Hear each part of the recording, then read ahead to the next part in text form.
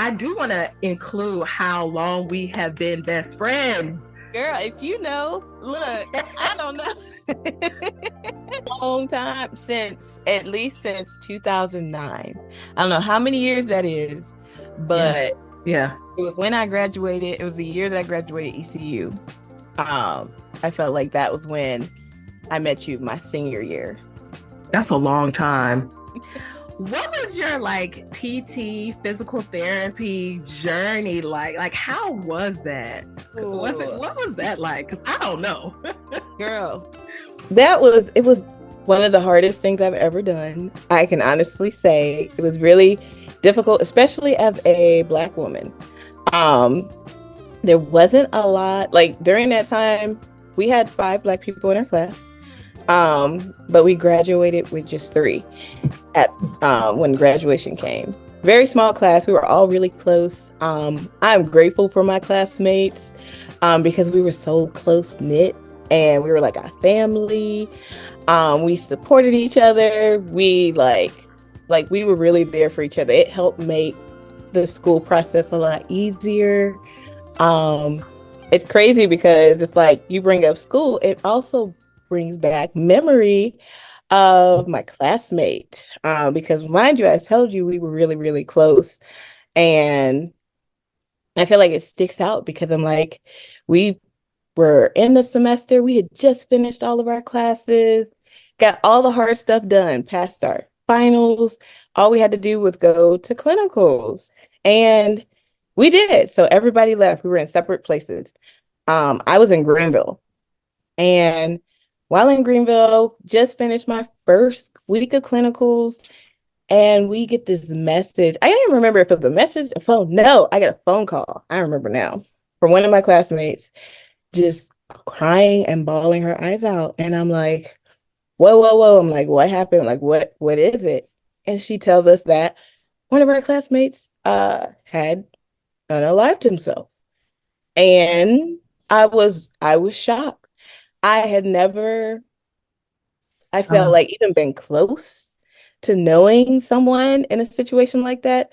I've never experienced someone passing away that I was interacting with on a regular basis. mm-hmm. And when I tell you my body was confused. It's I didn't yeah. know, I didn't know how to feel, how to act. Because I'm like, we all were just together. Like it was just a week ago. There's a lot of happy moments, and he was a part of all of it. And so it just that threw like this huge wrench. But it's like I felt like my feelings were displaced because I was away. I had this weird thing of like out of sight, out of mind, object Yeah. permanence, really bad at it. I the same thing. Yeah. Mhm. So because I was in an already new location, I was okay in that moment. But it wasn't until we all got back together where it truly like hits you because you're Mm-hmm. like, wait a minute. And he wasn't like one of the ones that wasn't noticeable. He was one of the loudest, the standout, first one to volunteer for everything kind of person. Very supportive, loving, very funny. And so it truly felt different when we all got together. And I remember we got together, they did like a memorial service for him. So I had traveled back for that service. We also did a bench to dedicate after him Mm-hmm.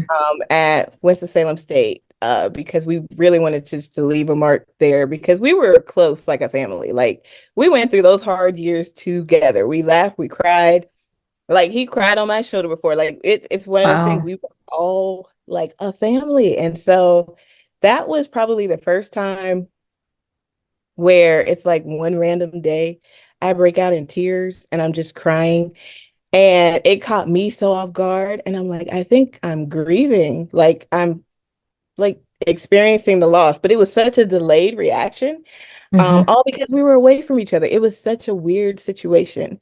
And so when we graduated, graduation was it was a high point, but at the same time, Yeah. it was very sad for us because we were together without him. And it was the first time the whole class came back together Yeah. and he wasn't there. But that and it's crazy because when I think of graduation, I always think of him. We did a walk in his honor, which I thought was Wow. so for suicide awareness. Me and a couple of classmates and his mom, we all just kind of been supportive, and like I'm still friends with his mom on Facebook because she's like, I want to see you Wow. grow up. I want to see because I don't, she doesn't have that. And yes. Girl, that was probably the first time like that really threw me off, like off Yeah. balance in a different way. Yeah. So I don't know if we've ever talked about this. There's a lot of stuff that we talked about when you were at my house that we had never talked about, but um, I had a classmate in elementary school pass away from a drowning. And Wow. I posted about this on Facebook because I was looking for his parents. Hmm. But I remember he had red hair and freckles. He used to hang out with me and another little black girl, and we were just like the Three Stooges. And he made me feel comfortable because I was really shy and I didn't talk, and he didn't make me talk. Gotcha. We just hung out and just had a great time. But third grade, and this Mm. happened in Garner, North Carolina, third grade. He was a swimmer, even though he was a child. Like we knew that he was a You could swimmer. That's swim. what he did. Mhm. And it was I can't remember if it was summer or spring break, but he didn't come back. And Mm. they set all the kids down. I remember this. They set all the Wow. kids down and told us that he passed away and he drowned. And, it was so weird. And they put a picture of him up in the library. Like, I remember because it was me, him, and the other girl, we would all sit together all the time. Like, even in the library, different places. I remember sitting back in the library after he drowned and sitting there and looking up at the picture that they put up of him, like, Yep. Like, what? It just is weird. It's like these people, to me, it's almost like they go missing. They feel yeah. like missing persons. It was so strange. And me and his other best friend, we got on the phone. We were like, okay, I don't know what's going on, but let's call his mom. So, back then you used the phone book and the Yeah. school phone book. Went through. Let me see. So we went through, and I was at my grandma's house and, asked for permission and everything. We went through, found his mom's number. We called her and she just broke down crying on the phone. And she was like, thank you, girls. Thank you. To this day, I think about him all the time. Oh. Like that was back in third grade and I'm almost 35. I think about him all the time. And what you said about your classmate's mom and how you're friends with her on Facebook, I thought about, and I don't know if it, like, grief is so weird.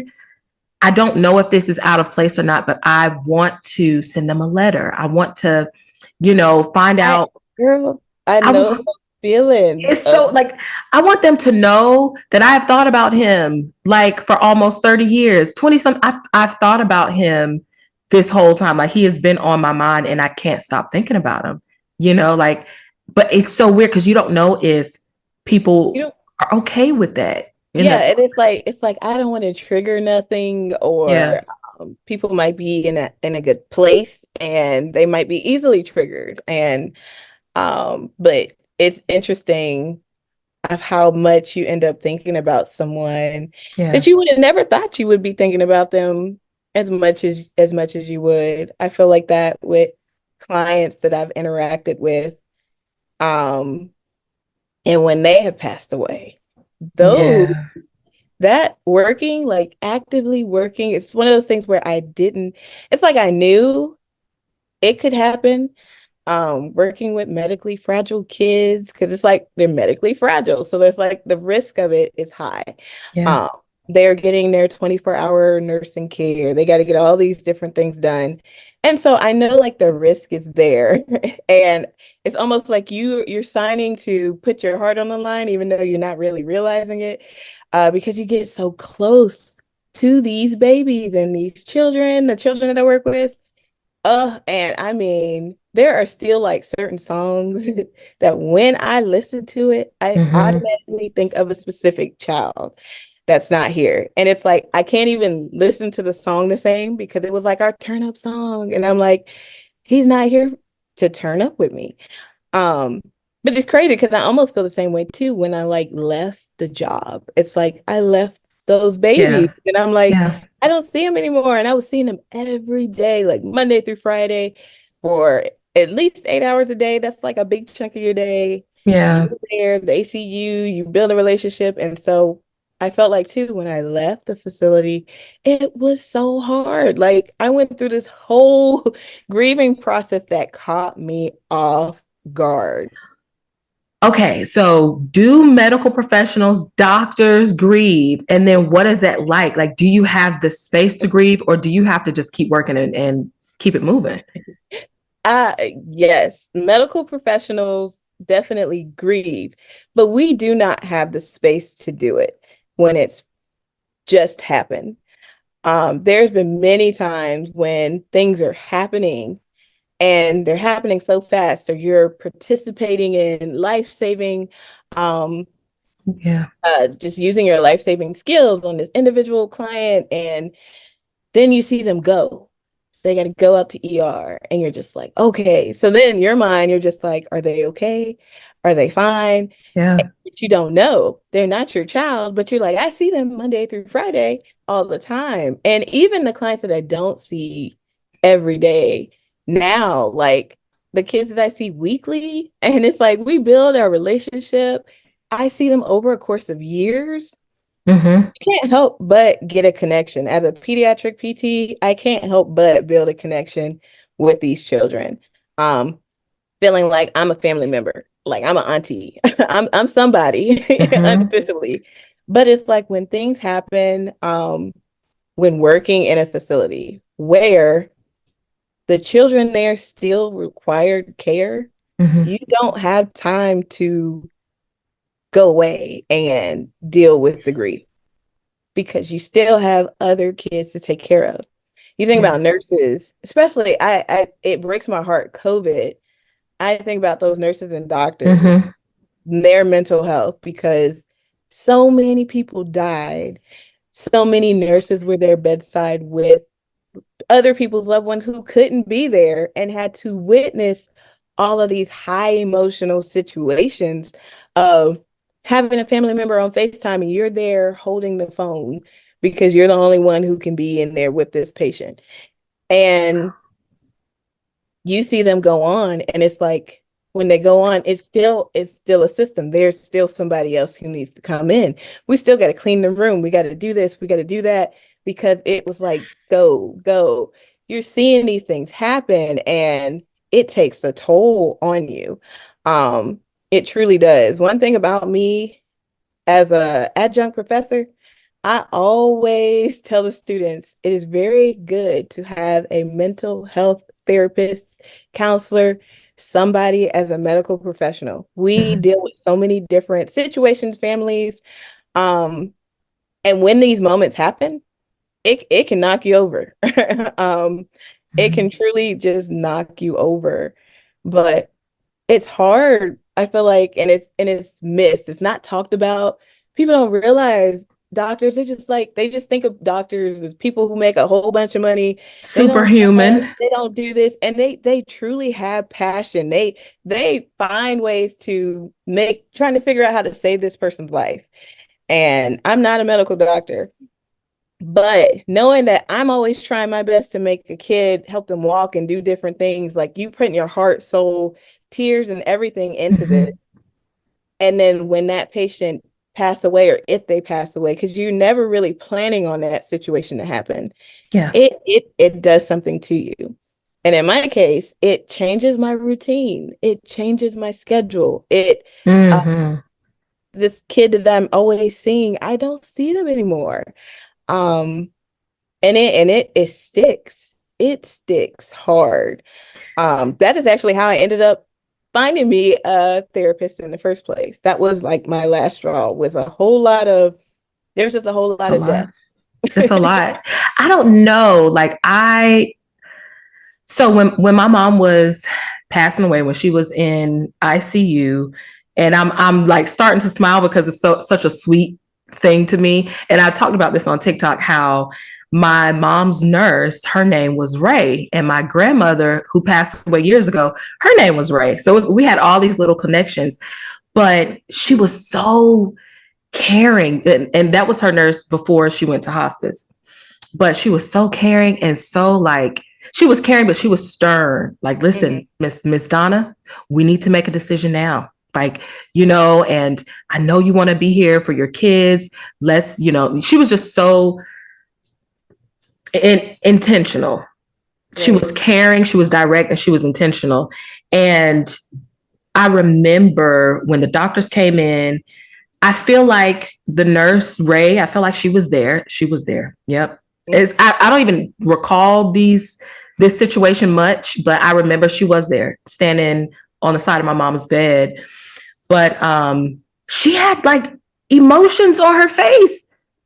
But it's now that I couldn't see it in the moment, but now that I replay it, she was so just, you could tell that it was heavy for her because Yeah. all of my mom's kids were sitting there and my mom is talking about like, take me to hospice so the grandkids could see me. Cause COVID, the kids couldn't all go, in the Mm-hmm. hospital. Yeah.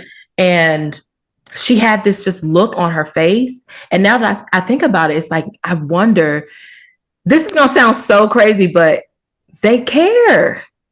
And I wonder, do these nurses and doctors and like therapists, do they carry our loved ones? Like, I assumed that And it's you a just shake field it where there's off. so much empathy.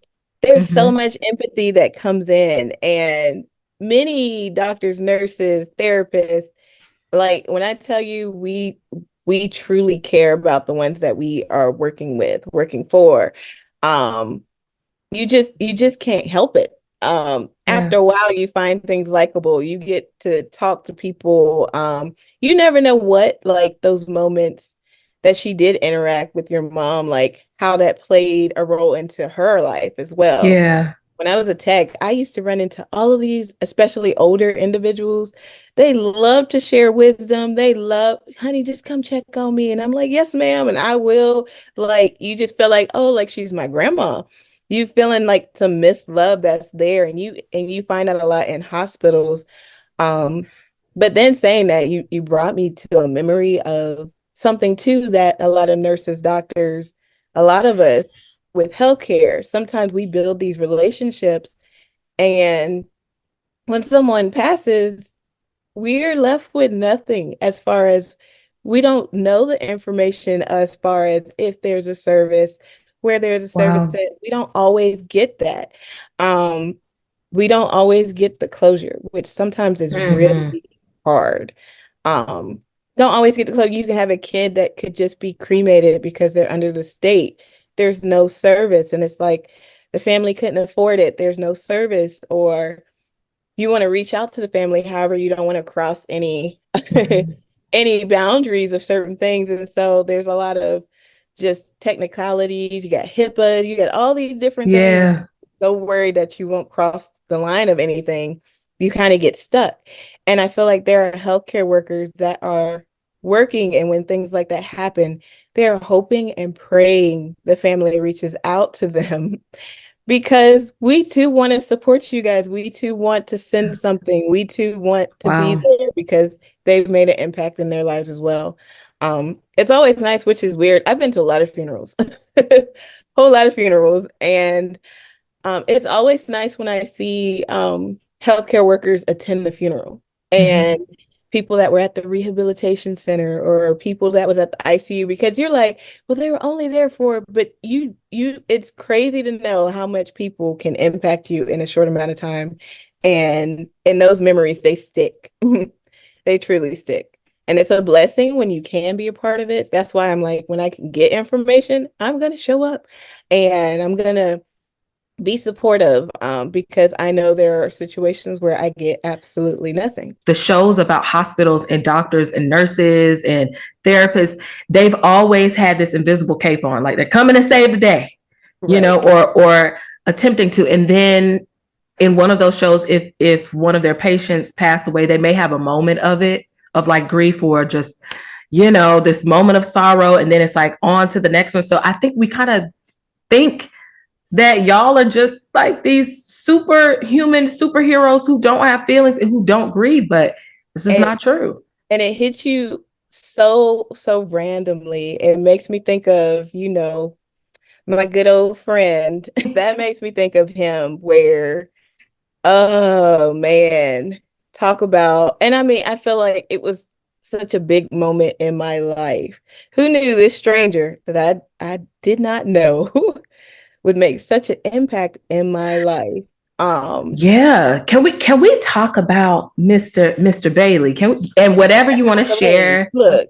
yes, whatever you can share, whatever you want to share, as deep as you Yeah. want to go, I'm listening.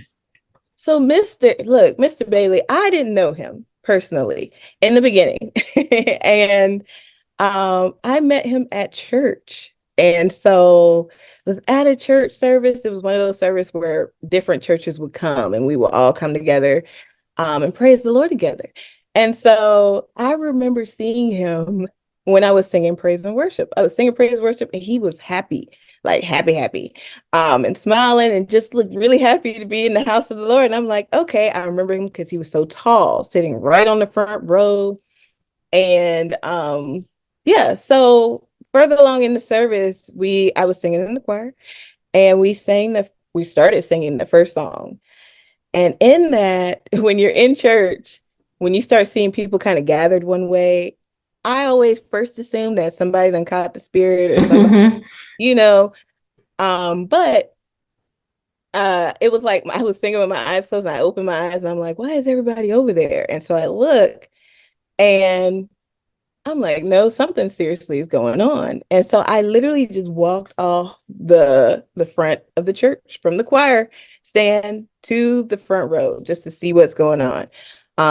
Because I'm a health professional and we had like a health group, I go and I'm like, okay, let me go check this out, make sure it's all good. And I go and see this man, and it was crazy because it was like deja vu. Because I told you about those dreams I was having about my dad at church and Mm-hmm. performing CPR on my dad at church. And I had a lot of them. It was always the same dream. And this man favored my dad, physical appearance, size, and everything. When I looked at him, his eyes were open, but were not moving. And he was just there. And so then I ran back up to the choir stand and I got my bag because I carry stuff with me. I Mm-hmm. had stethoscope, blood pressure cuff, had all my stuff. So because I went to go check for a pulse here. And mind you, I work with kids and I'm like, I don't always go checking for pulses on kids, let alone here. Um, and so I didn't feel anything. And I'm like, okay, I probably could have been pushing too hard because I was panicky. I'm like mentally panicky. Outward Mm-hmm. appearance, I was very calm. So I went and got my stethoscope so I can listen because I'm like, this will tell me really what's going on. And I will never forget putting that stethoscope to his chest and hearing nothing. I had never in my life heard nothing. And my heart just sank. And I'm Wow. like, is this really happening right now? And so I'm looking, and people are looking at me like, what to do? What to do? And I'm like, we need to get this man on the floor. We got to do CPR. And I'm like, somebody needs to call 911. Went through, I was wearing a mask because this was still around the COVID era, which makes things extra hard. Trying to vocalize what's going on to everybody. And then being in church, this was just it's familiar territory for me, but it wasn't like I was with people that I work with, like people that know my skills and I knew their skills Mm-hmm. and all of that. And so I never forget this lady, she went to initiate to go pick him up. And I'm like, okay, I'm gonna help her. And so it took a couple of us, but we got him on the floor. And I listened one more time because I said, let me listen one more time. Because during this, like the choir was still singing Yeah. a lot of stuff. There was a lot of noise. So I was like, maybe I misheard it. And I was like, nope, I did not. And I literally remember taking a deep breath because I was like, I really have to do this. Never performed CPR ever in my life. It's one of those skills that you want to have, but you never want to ever use it. Yeah. Like I've assisted with like rescue breathing and stuff, but not full on CPR. And so I went to go and I started doing chest compressions. And it was at the moment when I did that first pump and you feel like they said, you feel the rib cage and all of that stuff happened. I was like, nope, he's really out. He didn't move, he didn't budge. And I'm like, I'm really doing this. And in my mind, I was like, I could count. I said, however, right now it's more important to do the chest compressions. And because I was in church, instead of me counting, I was just saying Jesus each time I each time I was pumping, it was Jesus because I'm like, I'm just gonna keep calling on the name while I'm pumping. Did not know if anybody called. I was nervous and I'm like, I was like, Lord, please let somebody call. There was some other stuff happening while I was doing that, but all in all, EMS came, EMS continued CPR, and he started breathing again, and his heart came back. And that moment, going, mind you, I didn't know this man. I didn't know that man at all. But in that moment, I felt like his granddaughter Yeah. trying to save his life. I said, I don't know him, but I'm going to fight with everything I got to bring this man back. And it was hard because, like I said, as a healthcare worker, you usually are left with nothing. Yeah. So he got up and they went, took him to the hospital. I was like, I didn't know his name at the time. Didn't know his name. I didn't know nothing about him. I just knew what he looked like, unconscious and pretty much gone. And I kind of just stood there and I'm like, I don't know what to do. And Yeah. when everything was gone and they started service back, and I was trying to sit there, all these emotions, it Hmm. came, all the emotions that were suppressed during, and I tell you, it came like a flood and overwhelmed me. I boo-hoo cried so loud, and I just cried and cried Wow. and cried. I mean, it was so much emotion. And it was great to have people there encouraging me, because I'm like, this was my first time, Yeah. you not knowing, is he going to survive? Don't know the condition. As a healthcare worker, did I do everything I should have? Did I do everything right? You just start to go through all these different thinking. I'm like, I don't even know his name. I can't Facebook stalk him. I'm like, I don't know his family because I don't know who he is. And yeah, it that was something. Um, I am grateful to say though that I did get information, which made me so good because in that Yeah. moment, for my mental health, I needed to know if that man was okay. And when I got the green light that I could go visit, I went right on over because I said, I need some closure from this experience. What did you expect when you saw him? Like when you saw him for the Girl, first time? when I went to go see him, in my mind, I was like, okay, I'm gonna go. I'm gonna visit for like 10 minutes because he's probably exhausted, tired, frail. I'm like, he's probably just not in the best of moods. I said, I just want to go in and lay eyes on him. I didn't really want to talk to him. I just wanted to see him, to see that Hmm. he was okay. And to my surprise, when I tell you God worked a miracle, when I walked and I got to the room and I'm seeing this man sitting on the edge of the bed, and I'm like, who's this? Like, I'm looking for Mr. Bailey. Like, who is this man? And he looks up at me and I was like, hi. Woo. And he's like, hi. And he's looking at me trying to figure out, like, who are you? And then he just stopped and he said, are you the one that saved my life? And I'm like, uh I said, I did CPR on you. I started it. I'm like, yeah, I guess. Yes. I if that's what you want to call it. Like it was Woo. weird hearing that. And he was like, I've been wanting to meet you. And he spoke so clear. He could stand up, y'all. Like he I was amazed. And that man held me hostage for 2.5 hours at the hospital. When I tell you he was a walking miracle. Um, it's yeah. Is it okay? Okay, so we have to talk more about him, but is it hard for you? Is it weird to say like I saved his life? Does that Very feel much, weird? very much so, because I feel like I did what I had to do. I did my job, even Yeah. as a civilian, just not being in the hospital. because I know what to do, I need to step up and do it. Um, that's how I feel. And I've been in a lot of situations in different like clinics and stuff. And I'm like, some people do this stuff on a regular basis. And that's why it made me truly understand. I'm like, that's why they keep calling all these healthcare heroes, because some people really truly are saving lives like every Yeah. single day. When you told me, because I let me think. I don't know if you told me like a week after it happened or days, I can't even remember. but I think you took time to process everything that happened. But it was either I knew I got a message from you. It was either like the next day or the next week. It was I one of had to those. teach the next day. That threw a wrench. My first day of teaching.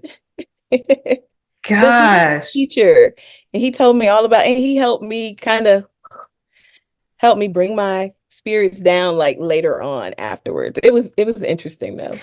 Can you tell us a little bit about Mr. Bailey's personality before we get to the conclusion of everything? And Mr. Bailey is the definition of like extrovert.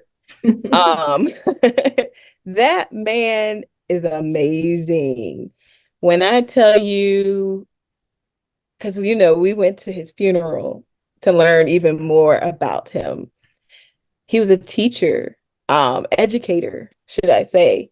And he impacted so many people. He started multiple nonprofits um, to help other students learn more things. He wanted people to succeed. He Mm-hmm. was on various boards. He was always raising money for a good cause. Like this man knew a lot of people. Yes, He knew a lot of people. it was shocking. And Yeah. it was crazy. He wanted to know all about me. And I'm not me, he wanted to know all about me, everything. And when I told him that I own businesses, he was just like, show me, let me see. And I'm like, Mm-hmm. oh, like right now, this is him in the hospital, wanting to see, wants to know all about me. He's like, you're forever my family. And I said, I can deal with that. That's fine. Because he was such a caring, big-hearted person. Learned that he loved to cook. Um, and I never got a chance to get that meal because we were supposed to get that meal. So I'm gonna have you go into that because I have his obituary here. Yes, Yes, listen. It was like God wanted him to live another year. he lived And another year before he it was passed. it was like 11 months and some change. He was right there. We were Wow. planning our interaction. He was going to meet my family and my kids. He was going to cook for me because he loved to cook. Mr. Bailey loved to cook. And so I was excited. And the date that I had in mind was January the 13th on a Saturday because I was like, this is my first opening day and I can go to South Carolina that day. Boom. Who knew that I would get a phone call? And his crazy part about it was I was just telling someone about him that morning, sharing the story Hmm. a couple days after Christmas. And when the phone rang and I saw who was calling, and I was just like, my heart sank because I just felt it. Hmm. And they told me that he had passed away. And I'm like, ah, it hurt because I'm like, we were supposed to meet next month. Um, I wanted to learn so much more about him because he told me so much in a short amount of time. Yeah. Our interactions, he was always so nice, always encouraging.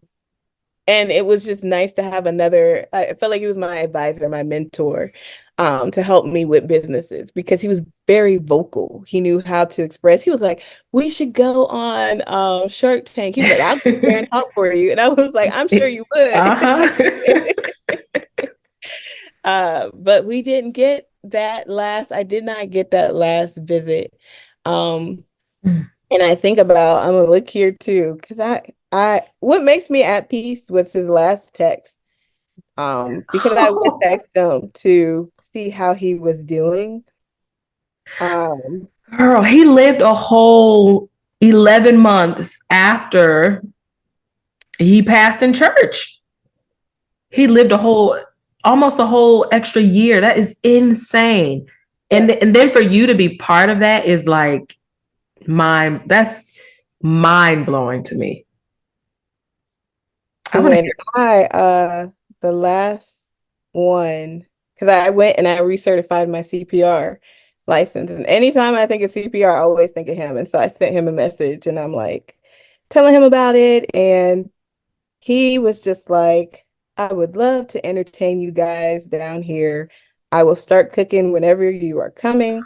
I will never forget what you did for me, lady. And I'm Oh, like, those are his final words to me. And it makes me feel so, so loved.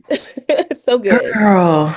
Like, just imagine had you not acted. If you thought, well, he's just, he's slain in the spirit, or maybe something else is going on. I mean, God like legit used you to extend this man's experience here almost a whole extra year. Yep. And That I is, still feel like something will show itself because I said I know he did stuff throughout the year, Mhm. and I'm grateful to go to his funeral to learn about all of his many accolades because it was definitely inspiring. Like I needed to hear that someone really can just do that. Like it was a good Yeah. thing, learning Yeah. about his life that he loved and just hearing how great of people they were. I'm like, that's Hmm. it's inspiring. I was gonna say, can we talk about this funeral because I got to go with you? You sure did. Look, And that was good. Mr. Bailey's funeral was the first funeral I had gone to since my mom passed. And it was beautiful. Like, I'm glad that the first funeral that I went to was his. It was the hands down the most beautiful. I can't even put it into Yes. words. Like, Oh, it all was the so purple and beautiful. gold because he was Omega. And I'm like, I didn't know that. It was like I was just learning all these different things and his pictures, the flowers, the Beautiful. singers. The Oh my goodness. singers. And not only that, but like, so, okay. I personally believe like in proximity, when you're around people, I feel like God puts us in rooms with people on purpose. And Mhm. so, and not to, go into all of his friends and stuff, but there were some really important people at this service. And it just, even though I, didn't get to speak to those people or anything like that, just being in the room with them, Yes, it was nice. I felt like, okay, there was, It God was a was trying to, melting pot of people in there. why am I getting teary eyed over this man that I never Right? met? Like, I felt like it just was beautiful about it. But I had a panic attack in the car on the way back. But I was like, at least if something happens, Jennetta got me. Like, if something happens to me, at least I know she will bring me back. I will act quickly. It's You were natural. driving though. That would have been that would have been a Nope, rough it comes transition. natural. Pull that car right on over. Yeah. We got to talk about EJ Kicks. We have got to talk about EJ Kicks because Kicks. Yes. now, okay, now you tell me, are you one of the only Black female DPTs Yeah, with a look, I believe so. brag on yourself? Because I Look, talk about I'm it. a Black physical therapist that started, created, owned, founded a adaptive shoe brand called Period. EJ Kicks. Period. As far as making an adaptive shoe, I could possibly claim the title of just like the physical therapist, period. But I'm gonna still take Black female because I don't think anybody first female, I could take that one. Just created an adaptive shoe for kids that wear foot braces. So these are the braces that help support children who might have difficulty standing, who might have poor flexibility. But the thing is, once you get braces, it's really hard to find a pair of shoes that fit over them. And it's sad to even think that because we're in 2024 and it's like, you think of me and you, we got all these shoe options, Yeah. like all different types of shoes, sandals, professional shoes, sneakers. But once you get braces, you're like limited, so limited. And it's not fair, but it also impacts their abilities, because most kids, they don't want to wear their braces because they're like, well, I have a hard time putting my shoes on, or my shoes are ugly. I don't want to wear these. And Mm-hmm. you struggle with that, and they would rather suffer through the foot pain, the knee pain, the back pain, and all of that versus trying to wear their orthotics. I wanted to bring a shoe that had a little bit more style to it, a different style than what I've been seeing, but also that attracts the teenagers, the adults, because a lot of times all the things that are currently out there, they're very much catered to the younger kids, which is great. But these younger kids grow up into teenagers, grow up Mm-hmm. into adults. And many times teenagers, they're not wearing their braces because they've given up looking for shoes. They're like, well, I can't find shoes. Um, I'm hoping to start a trend. Maybe other companies will start making more, Yeah. but I managed to create my design. It's patent pending right now. I went through all of that. We have right now two styles, the black and gray and the pink and purple. Um, I'm grateful for my village and my friends and family who have been there through the struggle of trying to figure out all of this. I'm navigating in a world that I know nothing about, which is shoes. I like shoes for the function, not necessarily style. And Mm-hmm. so I love like picking everybody's brain and sending messages. I was sending messages to everyone. Do you like these? Do you like this Yeah. color? What about this color? But I'm like, EJ Kicks is really going to be the people's shoe. It's what they want and it's what they need when you get foot braces.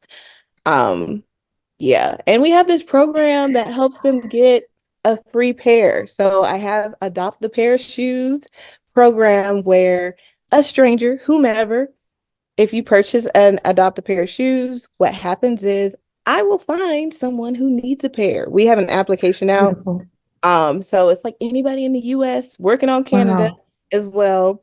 But anyone in the US, they will fill out the application. I have an application just to kind of gain some information, Mhm. so that we can share a little bit about the kid. Right now, they're only kid sizes because I'm a small business. I just started this literally from the ground up. Um, yes. And so because of that, people fill out the application, you get to know about them, but there really isn't no qualifications. You just need to be someone in need of a pair of shoes. I'm not looking at your income because one thing about it, living Mm-hmm. life, whether you make a lot of money or a little bit, people go through challenging times. People Yes. who make over $100,000 have over $100,000 bills that go along with that. That's real. That's and real.